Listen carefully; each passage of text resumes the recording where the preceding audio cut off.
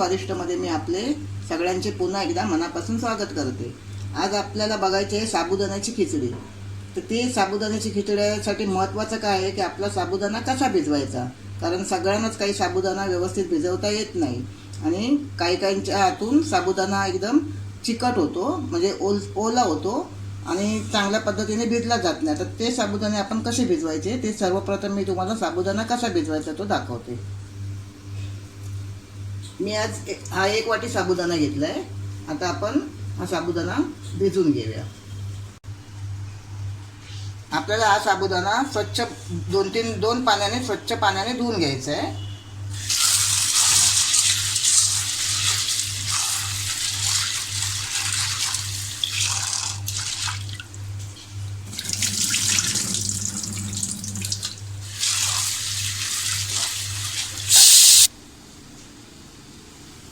आता हा आपला साबुदाणा मी स्वच्छ 2 पाण्याने 2दा धुवून घेतलाय। आता आपल्याला तो कसा भिजवायचा आहे, आपल्याला याच्यामध्ये साबुदाणे भिजतील एवढंच पाणी टाकायचं आहे, जास्त पाणी टाकायचं नाही आहे। बघा असे साबुदाणे आपले अगदी भिजतील एवढंच पाणी टाकायचं आहे आणि 4 ते 5 तासासाठी, सकाळी जर आपण हे भिजत टाकले तर 4 ते 5 तासासाठी भिजत ठेवायचे आणि रात्री जर आपण भिजत ठेवला साबुदाणा तर तो पूर्ण रात्रभर भिजत ठेवायचा। हे बघा, हे 5 तास आपण साबुदाणा भिजत ठेवला होता आणि बघा आता छान असा मऊ झालाय। हे बघा, आता आपण फोडणीला घालूया। सर्वप्रथम आपण थोडं तेल टाकूया। तेल जास्त लागत नाही, याला थोडंच टाकायचं आपल्याला। तेल थोडं तापू दे।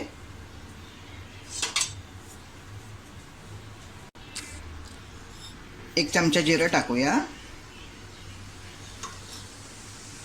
आपल्याला फोडणी मंद गॅसवरच द्यायची आहे। कढीपत्त्याची 10-12 पानं टाकूया। मिरच्या, या मी 7-8 मिरच्या घेतल्या आहेत, या जास्त तिखट नाही आहेत। थोडंसं परतून घेऊया। खमंग आपल्याला जिरं हे भाजून घ्यायचं आहे, म्हणजे आपल्या खिचडीला छान असा सुगंध येतो आणि फोडणीत कढीपत्ताही छान असा परतून घेतल्यामुळे कुरकुरीत छान असा होतो आणि कढीपत्त्याचाही सुगंध आपल्याला खूप छान येतो। आता त्यातच आपण ही कोथिंबीर फोडणीला घालूया।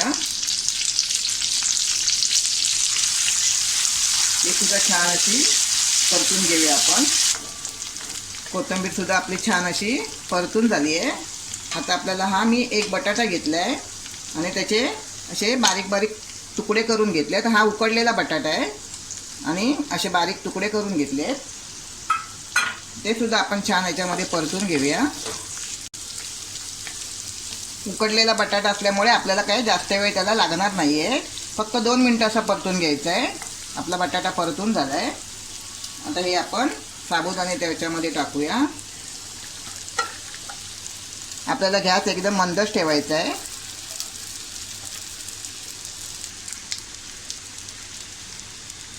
शेंगदाण्याचा कूट टाकूया आपण। शेंगदाण्याचा कूट आपल्याला जसा हवा असेल तेवढा घेऊया। कोणाला कधी कधी जास्त लागतो, कधी कमी लागतो। मी हा अर्धी वाटी शेंगदाण्याचा कूट घेतला आहे। चवीनुसार मीठ टाकूया।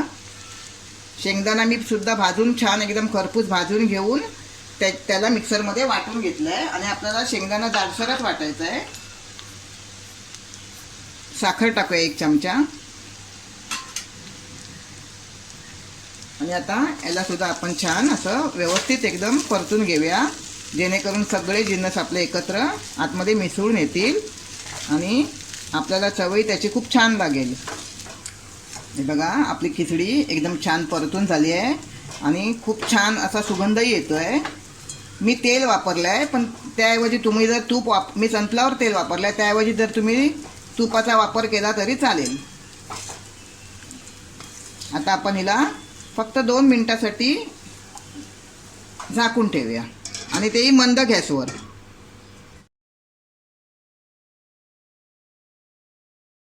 हे बघा, आपली 2 मिनिटं झाली आहेत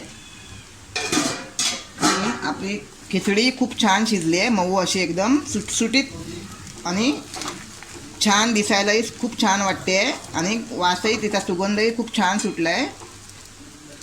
त्याआधी तुम्हाला एक नम्र विनंती आहे की जर तुम्ही माझे चॅनल सबस्क्राईब केले नसेल तर माझे चॅनल सबस्क्राईब करा आणि आपल्या मित्रमैत्रिणींना शेअर करा, लाईक करा. आता ही खिचडी आपली खाण्यासाठी